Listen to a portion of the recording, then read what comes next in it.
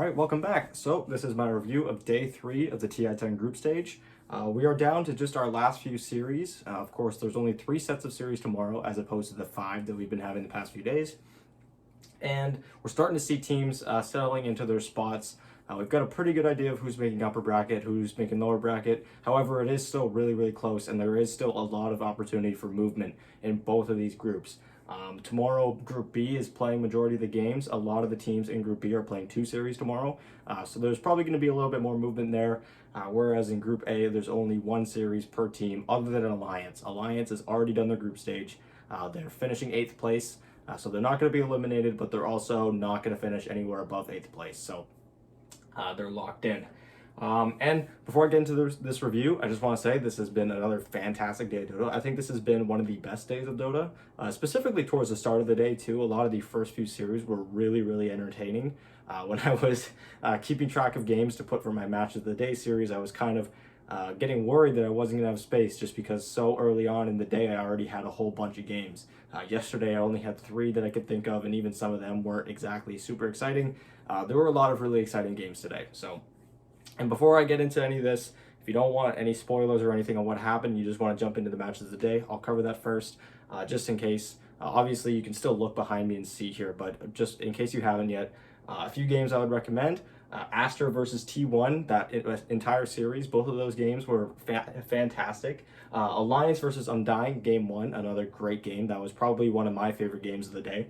Elephant versus Sg Esports, game 1. OG versus Undying, another fantastic game.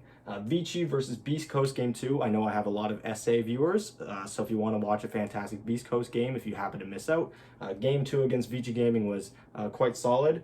And then Spirit versus Fnatic, game 2. Fnatic showing up again in one of these just because, well, I won't explain why, just in case you don't want the spoilers, but... So yeah, jumping into our review, of course, today was Group A's Day to Play More series.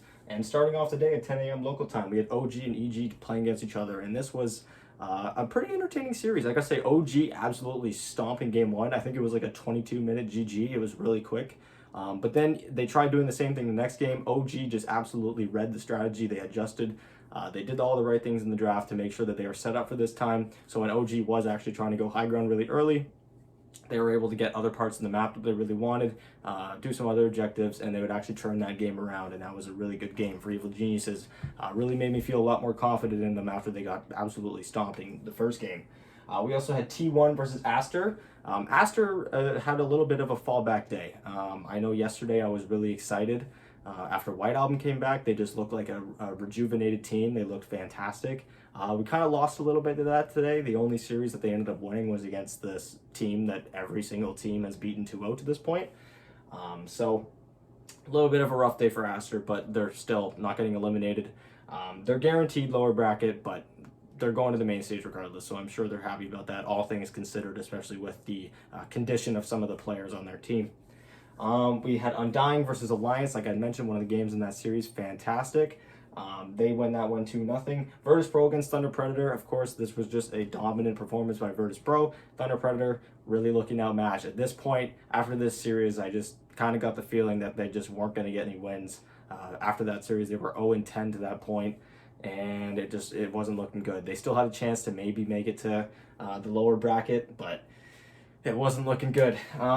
Next up at noon, local time, we head into Group B, where we had PSG LGD playing against Vici Gaming. And this was going to be the series that decided who finishes first place, in my opinion, because both of these teams have looked dominant in their groups to this point. And Vici Gaming is actually slightly ahead yesterday, but they had played more series, which is why. So when they played off today, I was really excited because I thought the winner of this series was going to end up finishing first, and it's looking like that. PSG LGD wins that one 2-0 pretty convincingly too. They were pretty dominant. I know in game 1 there were a few hiccups here and there, but they secured the win and they looked good doing it. They actually had a really interesting strategy with the Visage and the Luna. Not a lot of teams really picked. I think Visage was actually unpicked before PSG LGD picked it.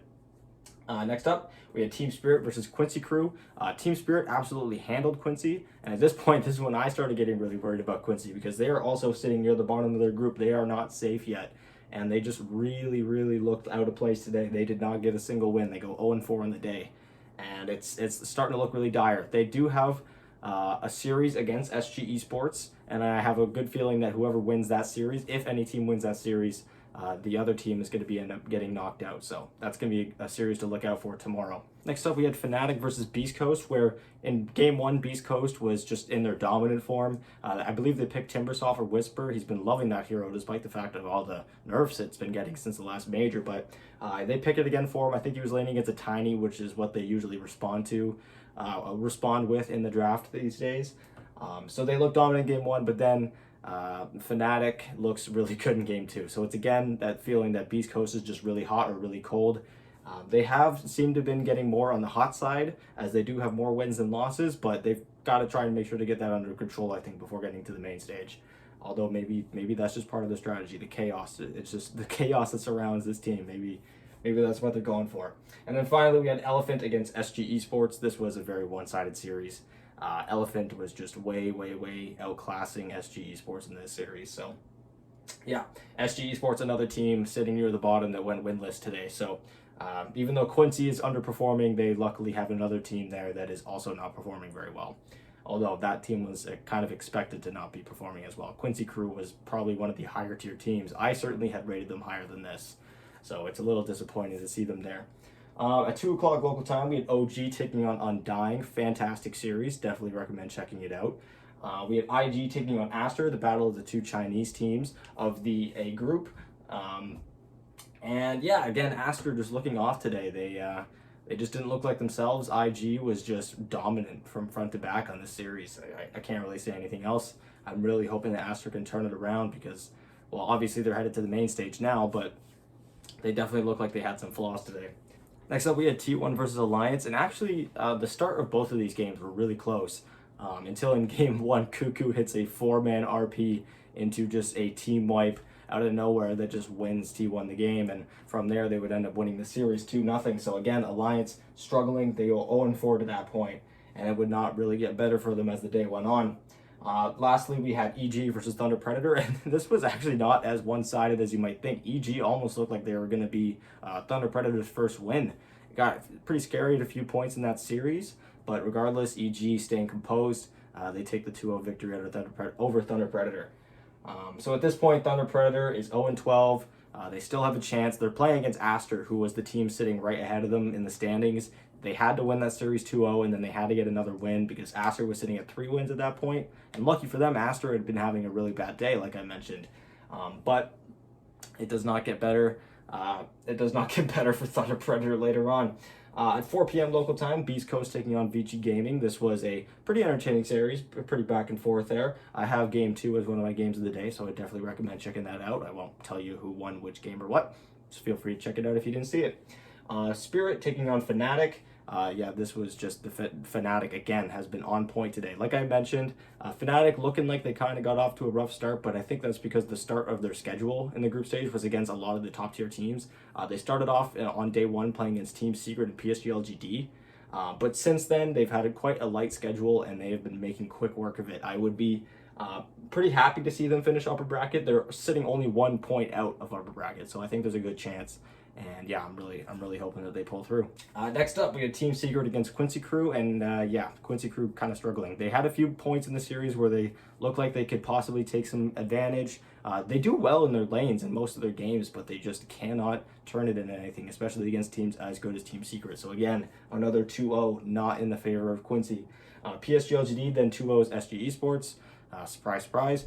One thing I noticed about SG Esports, though, is that they usually come out ahead after the laning stage. They're very good at early killing, early laning mechanics, all that stuff, but they just aren't able to actually turn those into anything without losing a lot of heroes, a lot of map control, or anything like that. Any sort of thing that any good team is going to see and capitalize on. So SG Esports definitely strong early, weak late, or weak in the mid game. And finally, for our last set of matches, we had Virtus Pro actually 2-0ing EG. I think this was just a really bad series for EG drafting wise. In Game 1, Virtus Pro absolutely outdrafted them with the carry bristleback. EG had like no stuns, they had no damage, they had a carry DK with a mid Ember, so in the mid game they were really struggling to do any sort of damage, and Virtus Pro capitalized on that in a big way, and they come out with the series with 2 points on the series. IG then beats Alliance. This was a very one-sided series.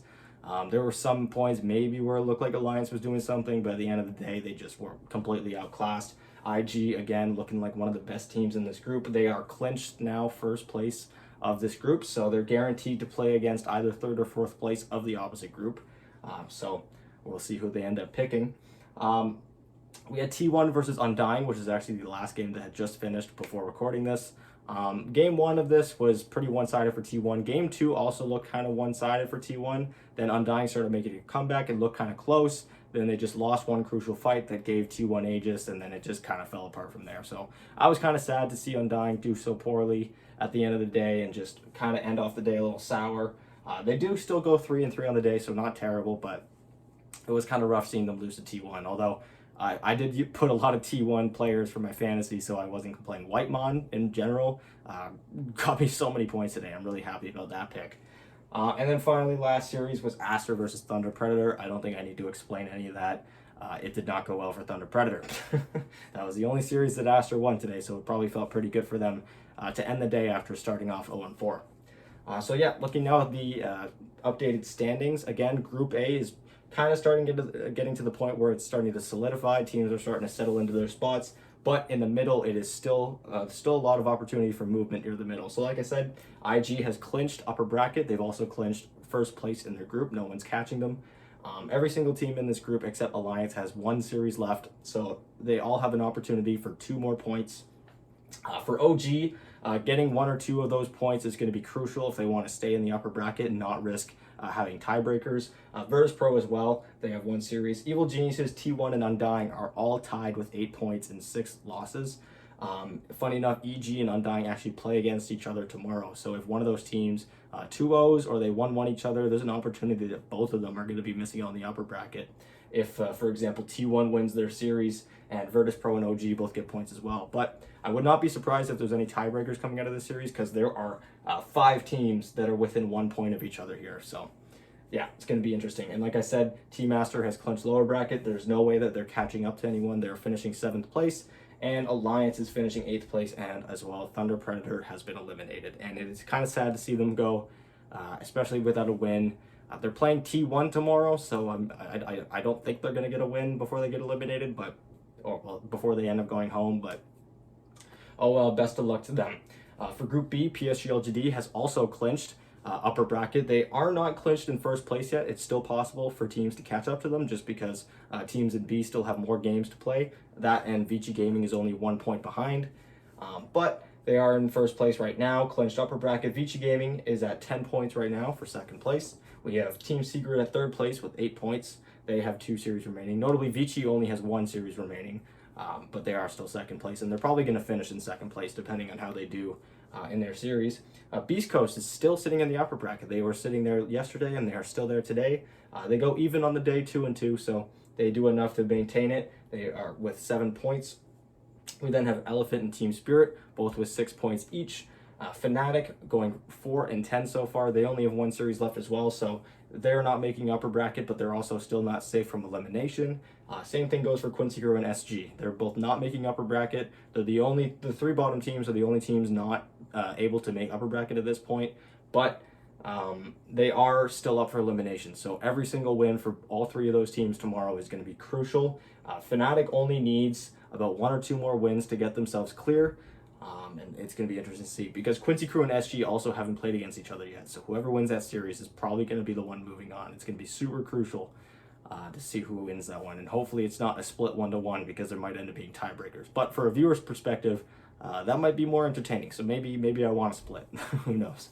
Looking at the top fantasy picks to date, the 2 top cores, as they have been for the past 2 days, or at least one of these. Sumail is still sitting at the top for OG with 260.56 points. The 2nd place core being Raven from Fnatic. Notably, even though Fnatic has not been doing well, because they've been losing games just by throwing them and just in really long amounts of time, there's been lots of points from all the members of Fnatic. Something that you wouldn't really think of because they've been losing so much, but just because their games have been longer, they're racking in more points. So Raven sits with 258.99 points. The top mid right now is IG's Emo. Unfortunately, Invictus only plays 1 series tomorrow, so it might not be worthwhile grabbing him for your fantasy. He's sitting at 265 points. He's actually first overall for all fantasy points right now. Whitemon from T1 had a fantastic day. I had him in my roster. I was super happy to have him. He's currently the top support right now with 248.09 points. And DJ from Fnatic as well, sitting with 234.29 points. Those are the top supports. As for my matches of the day, like I've already mentioned, feel free to check any of these games out. They were fantastic. Again, there were a lot of games I wanted to put on here, but these were the best of the best that I thought were entertaining, and I'm hoping that you guys find them entertaining too. Like I said, I think my favorite game to watch was Alliance and Undying. I've been really rooting for Undying ever since they've been doing well, just because I was really not expecting them to do well, just like a lot of other people. So it's been a really pleasant surprise. And that game against Alliance this morning really had me going, and I was super excited to watch it. But again, I know a lot of you guys like Beast Coast who are watching my videos. So Vici versus Beast Coast Game 2, a great match right there. So yeah, this is going to do it for my review. I'm going to be having a preview of the final day of the group stage, day 4, going up in just a little bit. So be sure to check that out. Please be sure to subscribe if you don't want to miss that, as well as any of the extra content I'm going to be doing for this year's International. And yeah, I'll talk to you guys in a bit.